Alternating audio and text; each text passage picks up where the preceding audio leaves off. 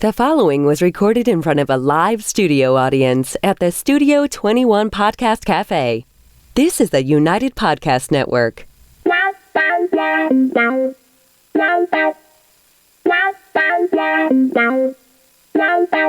Welcome to the Writer's Block Podcast NH. This is a podcast designed by writers for writers on the journey to being published. Joined Mandra Biscornet. It was so healthy and nutritious. Deborah Monk. Can we open each podcast with a dance number? Shelly Devlin. It was so full of inspiration and sparkles. Every Tuesday morning live on YouTube. And make sure you subscribe to catch the podcast anytime on iTunes, iHeartRadio, Podbean, Spotify, or your favorite podcast catcher. It's time to be inspired, feel empowered, and be well with the Writer's Block Podcast NH. And welcome to the Writer's Block Podcast. I'm Mandra. I'm Debbie. And I'm Shelly. And thank you for joining us at the Writer's Block, where our mission is to inspire, empower, and to help people be well. We are trying something new today. We are live streaming on our Facebook page, which means Which means everyone can see us right now and hear us right now. I'm not used to that pressure. So that's really cool if you're tuning in or watching us on Facebook. Share it to your pages, and maybe a few more people can see us. Yay. So today we are going to be focusing on memoir writing and ask the question, should I write a memoir? Should I write a book? And if that answer happens to be yes, we're going to help you write a good one. So let's get started with exactly what a memoir is. Well, a lot of people get confused what a biography, an autobiography, and a memoir is. Right. Now, they sound similar. And they are similar to some extent. A biography is written by another person.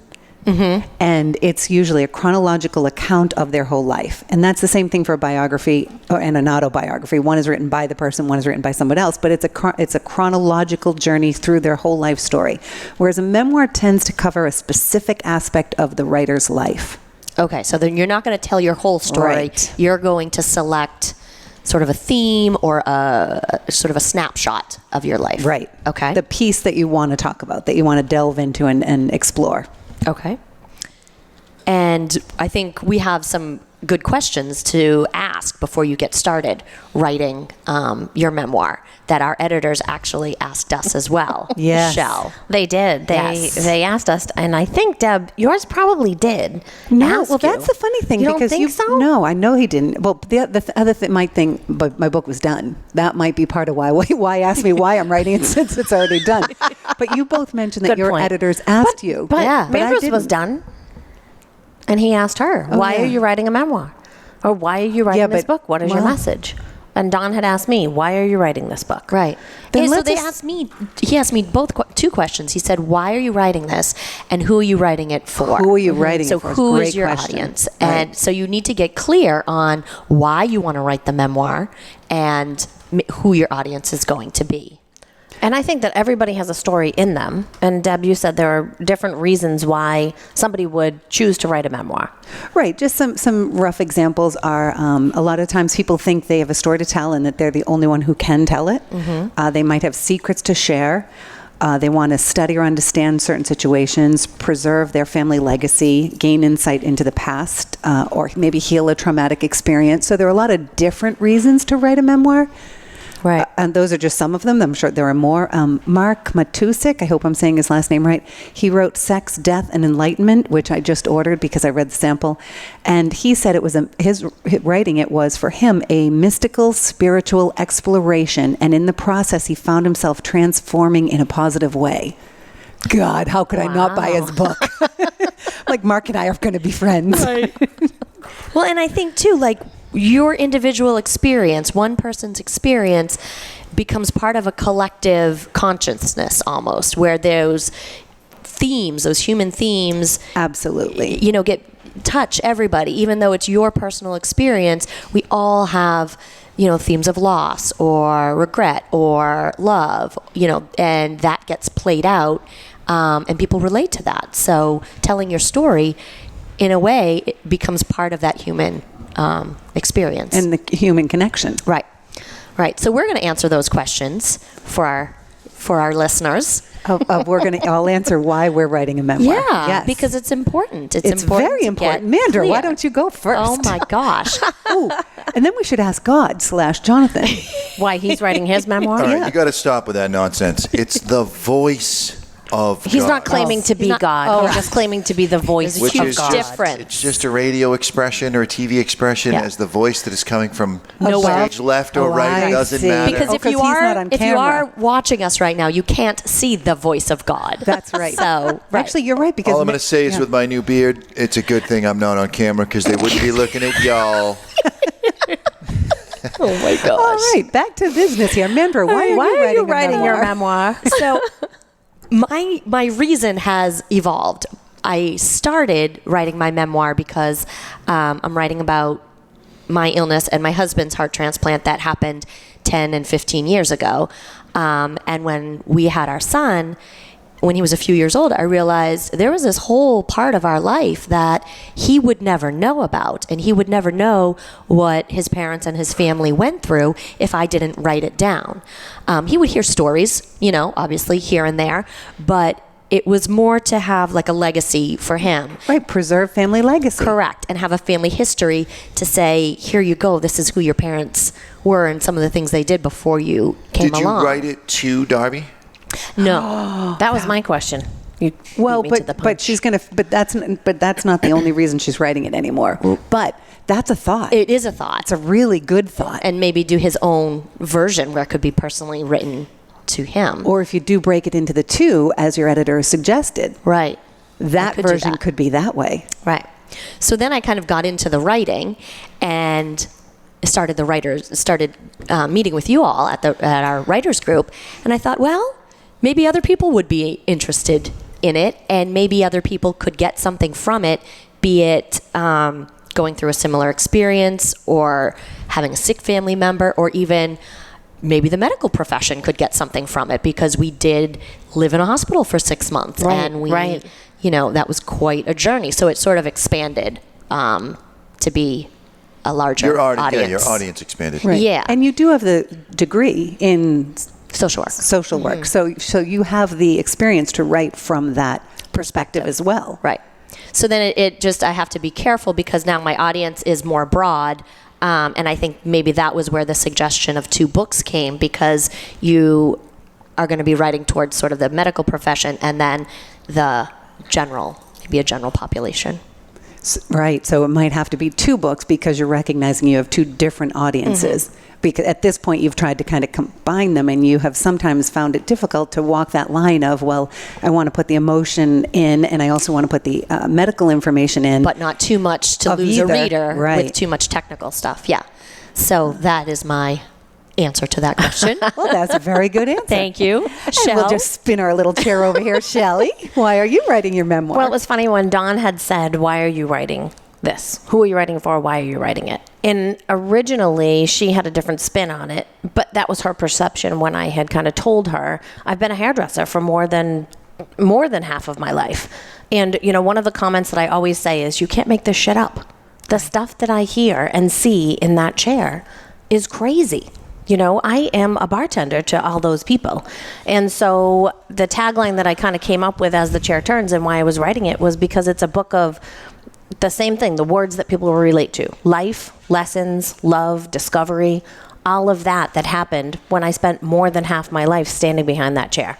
As a hairdresser, as a salon owner, it just kind of connects to everything. They were more my family. I was at work more than I was spending home. so much time with them. Yeah. So that was a piece of my life that story is about. And just to inspire people. And that's been the hardest part, is Right. the inspiration. It's not, I didn't want it to be about me. I wanted it to be for them, whoever them is that reads the book and connects to those words, that life, lesson, discovery.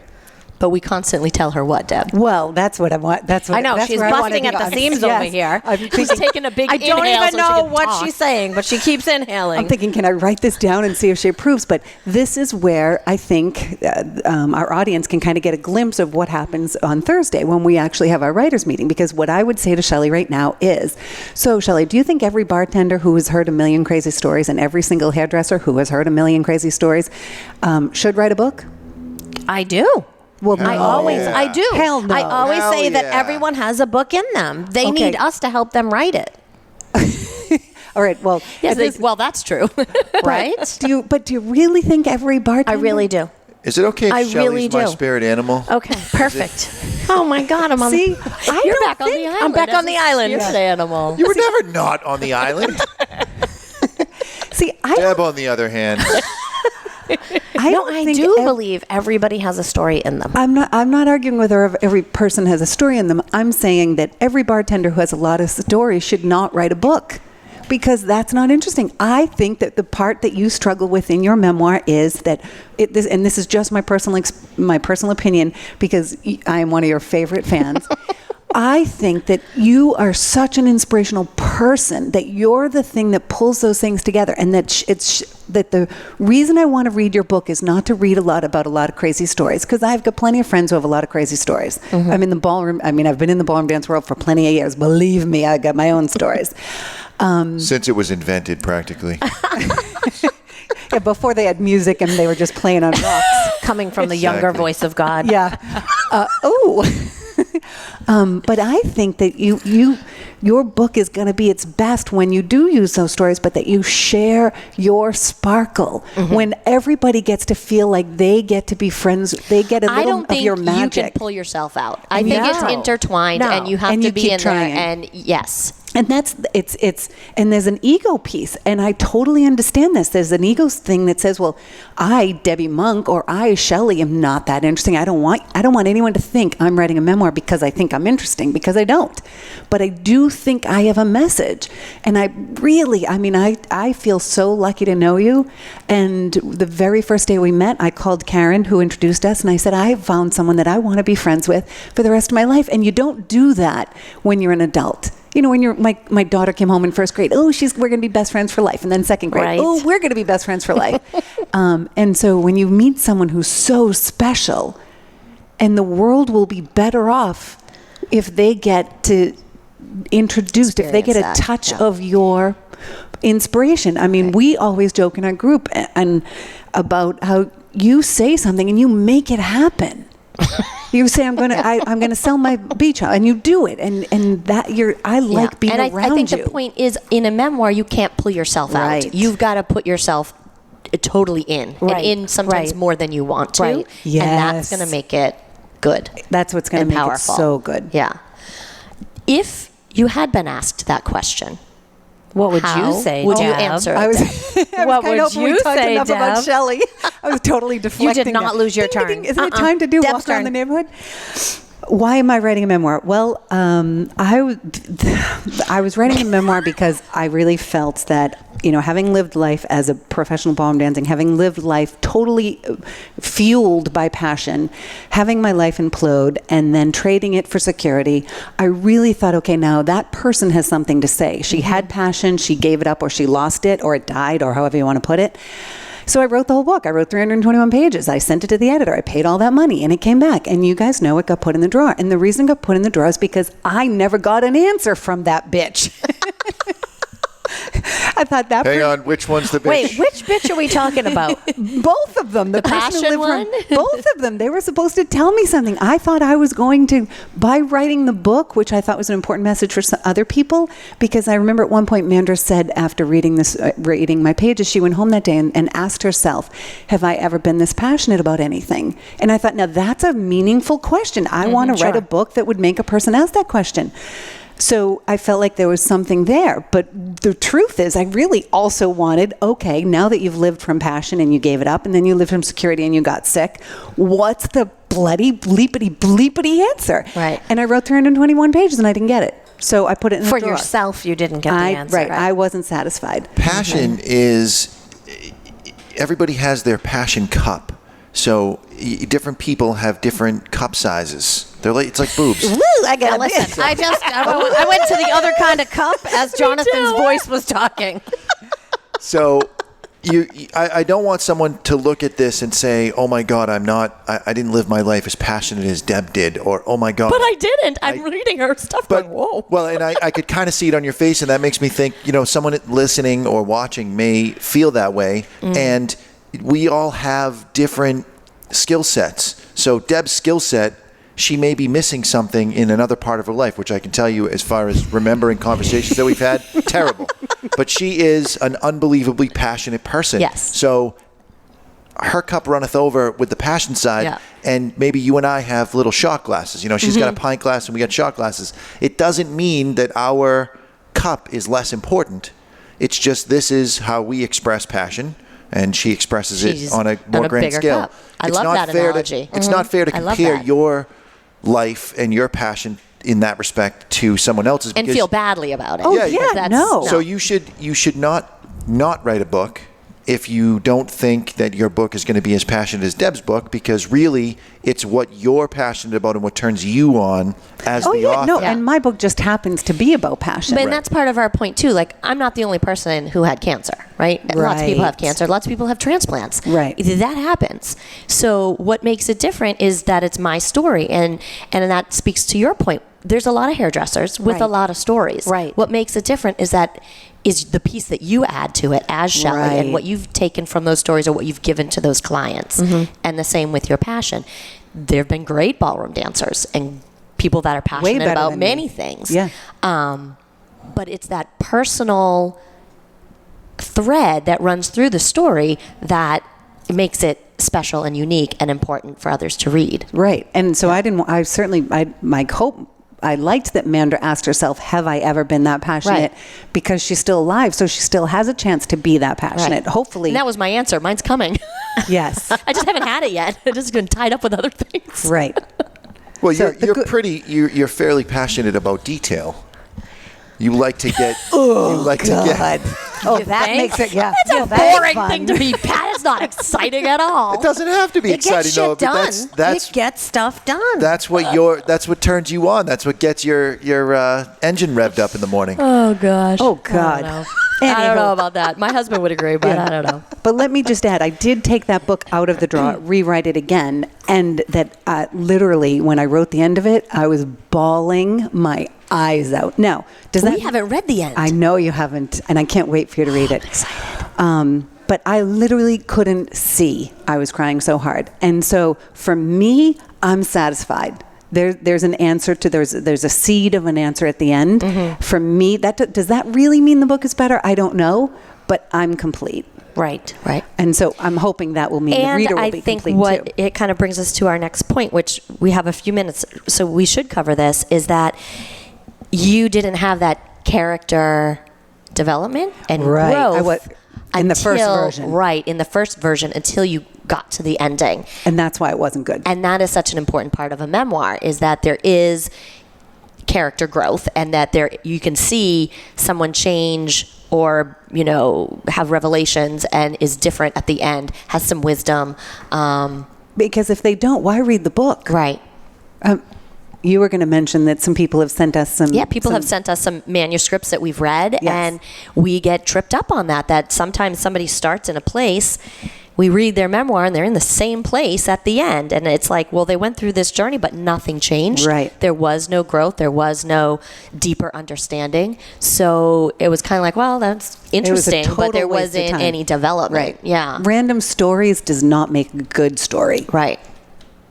I think that's what you guys said too with Shirley, who I talk about in my book, who was a great friend of mine. But you said, what is the point? It was this beautiful story about this little old lady.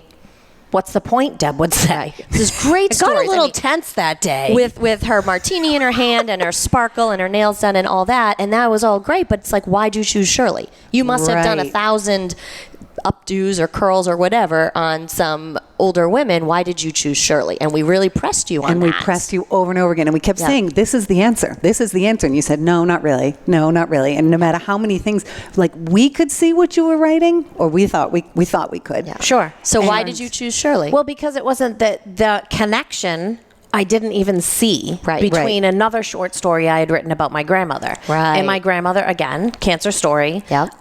was taken from me when I was 13. Right. So I didn't know what it felt like as an adult to have a grandmother. Right. And then when I started reading, and you guys pulled the pages, you were at the writers group, and you were like, We're like, here's Shirley's story. Okay, so here's your grandmother's Shirley story. is colorful. Your grandmother's colorful. Yeah. Okay, Shirley's drinking vodka. Your grandmother's drinking a martini. Okay, Yeah. they both have fun, sparkly glasses. One's paparazzi and one has rhinestones. Right. Seriously? Yeah. Right. So that you were she- observing the exact same traits Right. about this old woman. and was attracted to that. And you weren't recognizing, boy, she's my fill-in grandmother. Yes. And you mentioned that she didn't have family, and so you were her fill-in family. And I worked on that this weekend, and I could not believe How many similarities? to the point with what I ordered for lunch the day I took Shirley out for her birthday was what my grandmother used to cook me. Right. Like, whew. And so That was there's an amazing. example of how you're learning things, you're revealing things to yourself that you didn't really know. And you have to be willing. And then there's a connection and a point. It wasn't just a story about a little lady. Exactly. And that's what makes it interesting. And it's a connection Right. to what? To you. Yes. To you, Shelly. You chose Shirley for a reason, and the stories and the things that you decide to put in your memoir have to have that connection, or else it's just a bunch of random stories. Right. That And you'll is waste not your gonna time make- writing it because Yeah. your reader is going to feel like they're going to waste their time reading it. Right. Right. So it is time to take a quick walk around the neighborhood. I might skip this one and do it. I'll do mine in the next week because it's going to take a few minutes. Yeah. Oh, because you had a good one. Yeah. Or do you want to just let Mandra go? Yes, You go, yes. Mandra, because yours Let's is the do best. it. Okay. Because yours is the best. Yeah. So last week I went to a Donate Life event that I was told by my husband, who sometimes gets details wrong, and He's a man. he had presented it as, you're going to a speaking engagement. We're going to tell our story to families, other people that either maybe also getting a transplant or have donated. It was not that, but that's what I was prepared for. So I had my notes. I figured I had around 20 minutes to be some question and answers. Material. It's good. Yeah, right? I was like ready to go. You had got your your- business cards in your pocket. Your one right? joke, in case you needed it. Yes, my icebreaker. So prepared. So prepared. And I get there and I realize that is not what we're doing at all. What we're doing is there are other transplant recipients there, different things. Someone had maybe got a liver transplant, tissue, cornea, knee transplant. And what we're going to do is it's a practice session on telling your story in 5 minutes. Oh, So it's geez. 5-minute speech time that you get. And I'm like, but I have several pages. You don't understand. 5 minutes? How am I going to be And able Brad to do probably this? just stood up and took the first floor. He went first, and he was amazing. And I'm literally looking at him going, Who are you and what have you done with my husband? yes, I didn't know you could do this. And he's at 5 minutes, 30 seconds. Like, he's right on time because the lady gives you the little, hey, you're getting, The little walk around the neighborhood music. Yeah, she puts her hand up. She has the stopwatch going. And I was like, son of a bitch, I can't believe that you just nailed that. So then it's my turn, and I'm kind of like, I don't want to follow him. Right. My excuse was because it's almost the same story, but whatever. I went, and I struggled with getting it out in 5 minutes because in my head I'm going, what are the important parts? What do I want to skip? How do I have to remember my audience. And I did okay, but I definitely stumbled, and I definitely left going, man, I have to refine this, and I need to get almost my elevator pitch of a Donate Life story for when I only have 5 minutes. I just want to know, was the title of your book, was the word book in your 5 minutes at all? No, but I did talk about that before my 5 minutes with the group that was there. Okay, I all did. right. Well, you get I did. All right. Kudos for I'll give marketing. you There a you go, a point. little I'll give you a marketing. point for that. A little bit. Did you happen to just slip in the Writer's Block Podcast NH? Yes, I did, because they said, do you have speaking, does anybody here have speaking experience? I'm like, oh, I do a weekly podcast. It's not about Donate Life stuff, but, it's But it is. practice. But it is. But even here, I have more than 5 minutes. It was like, and now I'm over. So it was really good as far as honing in on what I need to work on and come up with that shorter speech, because it really makes you pick out the important pieces. Right. Yeah. So That is awesome. job. though. Yeah. I'm excited. it was exciting. Mm-hmm. I'll read you my 5-minute speech on Thursday whenever the next time we meet is. Wonderful. Sounds wonderful. So I think that is it for us for this time around. Thank you for listening and possibly watching on Facebook Live. Please check out the Writer's Block NH Facebook page and our podcast on your favorite podcast catcher. May you be inspired, feel empowered, and be well.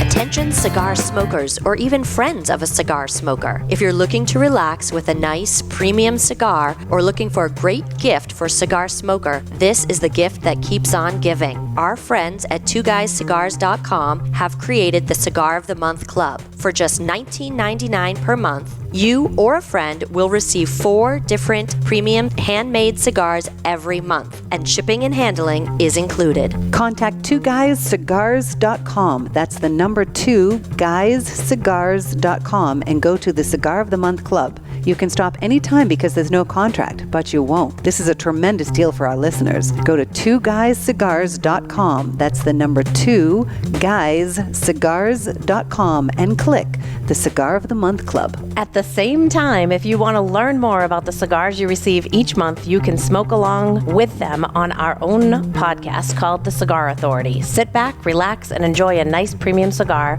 from our friends at twoguyscigars.com.